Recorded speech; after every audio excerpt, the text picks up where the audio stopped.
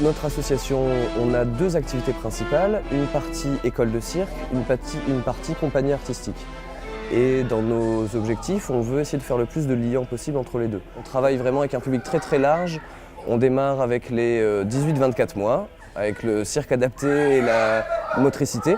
Et on va on travaille avec les personnes âgées, on travaille avec les adultes, on travaille avec du public porteur de handicap, on travaille avec des structures très différentes. On utilise le cirque comme un outil thérapeutique, comme un outil d'employabilité, comme un loisir bien sûr. Voilà, c'est ce champ des possibles qui me plaît beaucoup actuellement.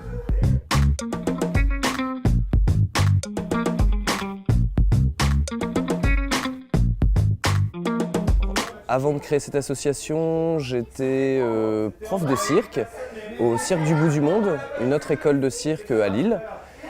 Encore avant ça, j'étais dans l'animation. J'étais animateur BAFA dans des centres de loisirs à Lille Sud, des choses comme ça. Et on mettait déjà en place des projets artistiques, cirque ou théâtre. Et c'est comme ça que j'ai eu envie après d'être prof de cirque, puis qu'on a eu envie de monter notre propre association. Ce qui m'a donné envie de créer une association, c'est de pouvoir regrouper les personnes avec qui j'avais envie de travailler, de regrouper des gens dans une structure qu'on avait pensée nous-mêmes, avec des valeurs qui nous rassemblaient, et de pouvoir être vraiment libre des actions qu'on décidait de mener. Comme on est encore une petite association, je travaille dans l'administratif, dans les bureaux, on fait des choses très bureaucratiques, mais je suis aussi parfois au chapiteau à donner des initiations, parfois en spectacle à faire des démonstrations ou des spectacles longs. Je m'appelle Colin, je suis initiateur aux Arts du Cirque depuis 3 ans déjà. Je suis le tout premier salarié de la compagnie. Renaud, ça reste Renaud pour moi, c'est un directeur. Mais c'est ça qui est intéressant, c'est avoir cette complicité-là justement et d'échanger pour travailler bien en fait aussi. Voilà.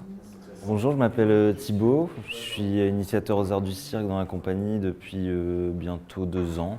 C'est vrai que c'est une relation pas non plus hiérarchique comme dans les entreprises, c'est plutôt d'entraide on va dire. Voilà. La posture du chef d'entreprise, c'est quelque chose qui m'était très très éloigné, qui était très flou, qui était aussi quelque chose que j'assumais pas énormément. J'aime beaucoup fédérer, mobiliser, monter des projets avec les gens. Je suis pas très porté sur la partie administrative. Cette partie-là me faisait un peu peur. Il m'a fallu très tôt trouver des ressources humaines ou même moi me former sur tous ces aspects-là. Et ça me faisait un peu peur le pas du premier salarié. On voulait que ce soit fait dans les règles de l'art, on avait envie de s'inscrire dans le champ de l'économie sociale et solidaire, on voulait pouvoir proposer des postes de qualité. Et cette partie-là, elle me faisait un peu peur parce que c'était nouveau, parce qu'il y avait un cadre légal plus important. J'avais aussi en tête l'idée que le porteur de projet devait savoir tout faire, que c'était moi qui devais faire tous les comptes de résultats, qui devait en même temps connaître la convention collective par cœur, qui devait savoir faire les initiations, le spectacle. Et voilà, c'était un peu pénible et petit à petit j'ai compris que ça pouvait se faire autrement, qu'il y avait d'autres solutions et voilà, c'est comme ça que ça s'est débloqué petit à petit et que j'ai eu moins de freins à la création de l'association.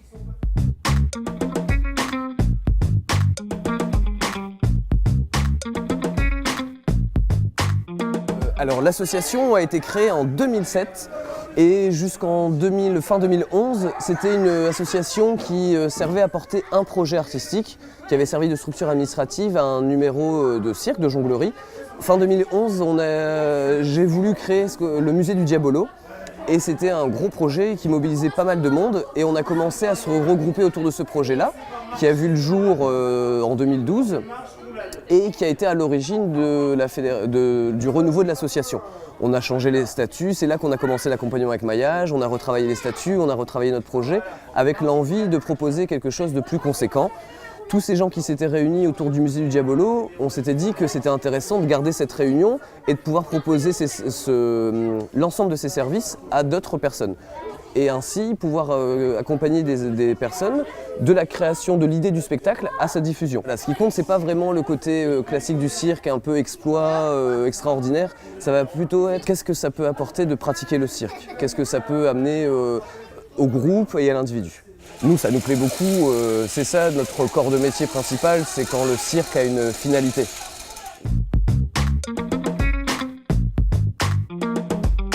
C'était important pour nous de s'inscrire sur un territoire.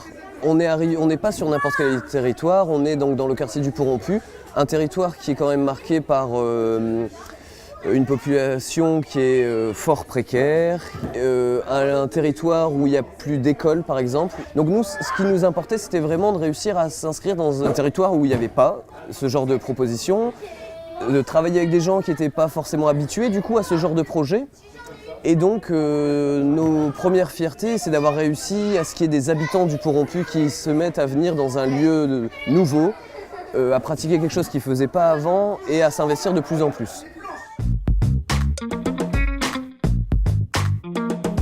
Le premier emploi, c'était avec Maillage. On a réussi à mettre en place mon poste qui a permis d'embaucher un premier initiateur.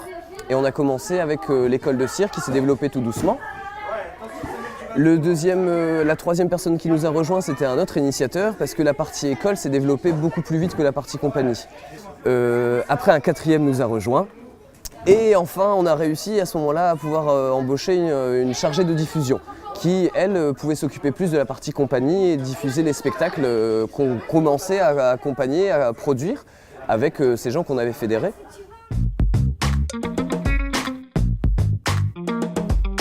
Au début de l'association, on a donc été accompagné par Maillage. On a été aussi accompagné par les Francas, qui sont un mouvement d'éducation populaire qui sont liés au BAFA, à l'animation, et qui nous ont aidés sur la rédaction de nos projets pédagogiques. On a aussi travaillé avec la municipalité de Tourcoing, qui nous a permis de nous installer, d'installer le chapiteau, la Fédération française des écoles de cirque, qui regroupe toutes les écoles sur le territoire national.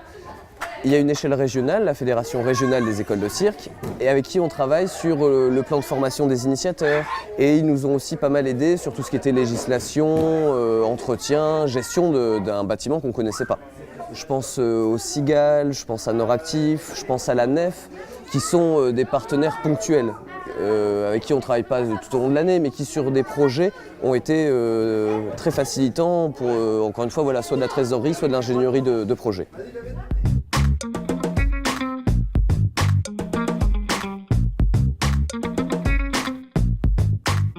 On venait avec un peu l'a priori de l'accompagnement qu'on avait eu avec la BGE, qui était intéressant mais qui était très formel.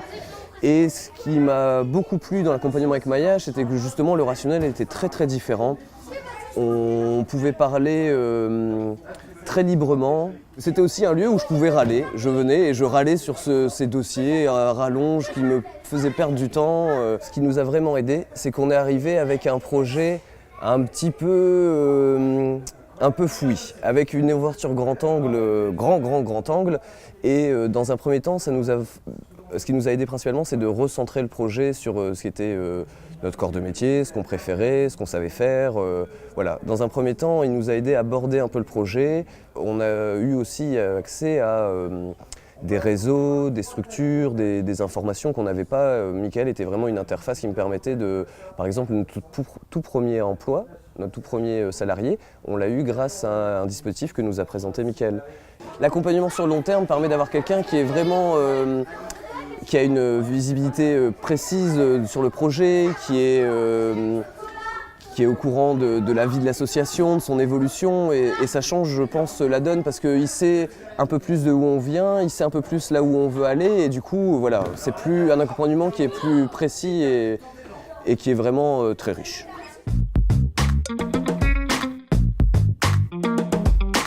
Donc Formaeva, c'est une société spécialisée dans l'évaluation et l'amélioration de la formation. Mes attentes, c'est ça. C'est la différence. Hein. C'est s'éclater en rencontrant des gens qui sont vraiment totalement différents et en même temps se retrouver sur un esprit d'entrepreneuriat. Dans le cadre du mentorat, je trouvais ça très bien qu'on soit mélangé avec l'économie classique et l'économie sociale et solidaire, parce que souvent les associations, on a un peu une image justement d'être moins sérieux, moins carré, d'être voilà, en opposition au monde de l'entreprise classique, même de l'auto-entreprise. Voilà, l'association a une image un peu différente et je trouvais ça intéressant de venir un peu combattre ces clichés. Est-ce que c'est bien de croiser les deux? Ouais, je pense que c'est bien. Ouais. Je pense que ça permet de faire ouvrir les yeux à certaines personnes qui peut-être ne les auraient pas ouverts auparavant. Ouais. Ça se passe vraiment très bien avec mon mentor, il est très à l'écoute. J'ai été très étonné de à quel point il était en capacité d'une vraie écoute, de retenir sur un entretien sur l'autre. Il a un vrai suivi, il a gardé en trace tout ce qu'on s'est dit ensemble. Et maintenant, il a un regard extérieur sur l'association et c'est très très intéressant. Il a conscience, à travers ce que je lui ai dit, de toutes les difficultés qu'on traverse. En même temps, il a le recul qui permet de ne pas être vraiment dedans. Finalement, ce qui est intéressant, c'est de voir la jonction des deux. Et que finalement, les choses sont similaires. Et qu'on est dans des problématiques, pour utiliser un gros mot, des problématiques qui sont similaires. On a énormément à apprendre de quelqu'un qui est chef d'entreprise depuis longtemps, qui a en plus créé plusieurs entreprises. Et je pense que mon mentor a apprécié aussi de découvrir un peu le monde associatif. On n'est pas si différents que ça parce qu'on est tous les deux sur des organisations humaines. Ce que j'ai trouvé intéressant, alors outre le fait qu'il m'a promis que je pourrais faire du monocycle avant la fin de l'accompagnement, il a vraiment une curiosité par rapport à cette création d'organisation humaine. Et il a envie d'apprendre. Alors moi, j'ai pas toutes les réponses, c'est sûr et certain. Et d'ailleurs, je pense que lui-même a les réponses en lui. Mais justement, si je peux servir de révélateur par rapport à ça, ce sera très bien. Je pense que le point le plus important, c'est vraiment la posture du chef d'entreprise, où là, moi, j'avais beaucoup de lacunes, beaucoup de choses qui m'étaient inconnues et que j'apprends avec lui. Donc voilà, avec lui, on a pu réussir à travailler sur ça, qui n'était pas la position la plus évidente pour moi, et qu'on a pu petit à petit instaurer vraiment une posture de chef d'entreprise qui était aidant, qui était présent mais pas flic, voilà. Avec Renaud, en fait, il y a vraiment un effet miroir et un effet d'échange d'informations. Lui, il va faire des choses, même si c'est un domaine qui est très différent, il va faire des choses qui, moi, vont peut-être me faire poser des questions aussi sur mon organisation. Et me dire, tiens, que j'accompagne quelqu'un qui est en train de monter ou qui a monté une école de cirque, c'est tellement différent de ce que je fais que je me dis, voilà quoi, la rencontre est ultra riche. Parce qu'en plus, dans le monde de l'entreprise, il y a aussi de belles idéologies, on peut aussi avoir des valeurs dans le monde de l'entreprise. Du coup, là, en l'occurrence, on est avec des chefs d'entreprise qui ont eux-mêmes des valeurs, donc effectivement, la limite est devenue très très floue assez vite.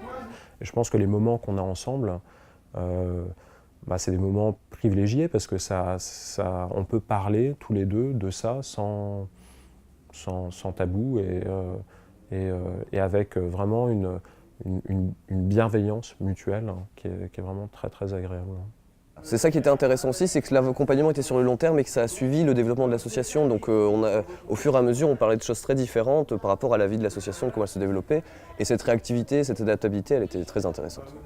Je ne connaissais pas Maillage et je ne connaissais pas ce travail qui était fait dans le domaine associatif. Et ça, j'ai trouvé ça top. Je trouvais ça vraiment, vraiment bien d'accompagner les créateurs d'associations.